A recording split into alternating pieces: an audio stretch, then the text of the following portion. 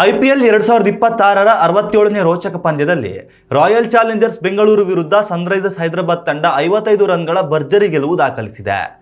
Points ಪಟ್ಟಿಯ ಮೊದಲ 2 ಸ್ಥಾನಗಳಿಗಾಗಿ ನಡೆದ ಈ ಮಹಾಸಮರದಲ್ಲಿ ಬೃಹತ್ ಮೊತ್ತ ಕಲೆ ಹಾಕಿದ್ದರೂ ಸನ್ರೈಸರ್ಸ್ ತಂಡಕ್ಕೆ ಅಗ್ರ 2 ಸ್ಥಾನಕ್ಕೆ ಏರಲು ಸಾಧ್ಯವಾಗಲಿಲ್ಲ.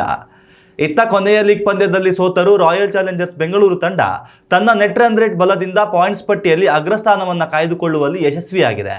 ಟಾಸ್ ಗೆದ್ದು ಮೊದಲು ಬ್ಯಾಟಿಂಗ್ ಆಯ್ದುಕೊಂಡ SRH ತಂಡಕ್ಕೆ ಟ್ರಾವಿಸ್ ಹೆಡ್ ಮತ್ತು ಅಭಿಷೇಕ್ ಶರ್ಮಾ ಕೇವಲ 4 ಓವರ್ಗಳಲ್ಲಿ 45 ರನ್ ಚಚ್ಚಿ ಉತ್ತಮ ಅಡಿಪಾಯ ಹಾಕಿಕೊಟ್ಟರು.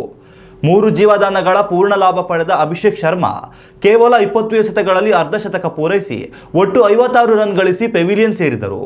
ನಂತರ ಜೊತೆಯಾದ ಇಶಾನ್ ಕಿಶನ್ 79 ರನ್ ಮತ್ತು ಹೆನ್ರಿ ಕ್ಲಾಸೆನ್ 24 ಎಸೆತಗಳಲ್ಲಿ 56 ರನ್ ಸಿಡಿಲಬ್ಬರದ ಬ್ಯಾಟಿಂಗ್ ನಡೆಸಿ ತಂಡದ ಮೊತ್ತವನ್ನು 200ರ ಗಡಿ ದಾಟಿಸಿದರು.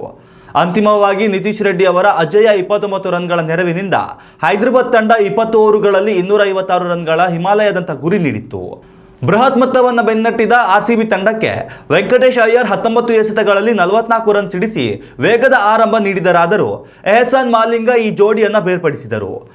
ಈ ಬೆನ್ನಲ್ಲೇ ಶಕೀಬ್ ಹುಸೇನ್ ಅವರು ಸ್ಟಾರ್ ಬ್ಯಾಟರ್ ವಿರಾಟ್ ಕೊಹ್ಲಿಯನ್ನ ಕೇವಲ 15 ರನ್ಗಳಲ್ಲಿ ಔಟ್ ಮಾಡುವ ಮೂಲಕ ಬೆಂಗಳೂರಿಗೆ ದೊಡ್ಡ ಆಘಾತವನ್ನು ನೀಡಿದರು.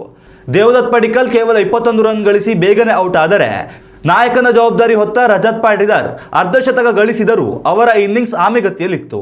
ಕೃಣಾಲ್ ಪಾಂಡ್ಯ ಅಜೇಯ 41 ರನ್ ಮತ್ತು ಟೀಮ್ ಡೇವಿಡ್ 15 ರನ್ ಗಳಿಸಿದರು. RCB 20 ಓವರ್ಗಳಲ್ಲಿ ಕೇವಲ 200 ರನ್ ಗಳಿಸಲಷ್ಟೇ ಶಕ್ತವಾಗಿ 55 ರನ್ಗಳಿಂದ ಸೋಲೊಪ್ಪಿಕೊಂಡಿತು. ಉತ್ತಮ ಸಂಸ್ಕಾರಯುತ ಶಿಕ್ಷಣದೊಂದಿಗೆ VSS English medium CBSE school Udupi Muddur. ನರ್ಸರಿಯಿಂದ 10ನೇ ತರಗತಿವರೆಗೆ ಶಿಕ್ಷಣದ ಜೊತೆಗೆ 5ರಿಂದ 10ನೇ ತರಗತಿವರೆಗಿನ ವಿದ್ಯಾರ್ಥಿನಿಯರಿಗೆ ಉತ್ತಮ ಹಾಸ್ಟೆಲ್ ಸೌಲಭ್ಯವೂ ಇದೆ. ನಿಮ್ಮ ಮಕ್ಕಳ ಪ್ರವೇಶಾತಿಗಾಗಿ ಈ ಸಂಖ್ಯೆಗೆ ಕರೆ ಮಾಡಿ.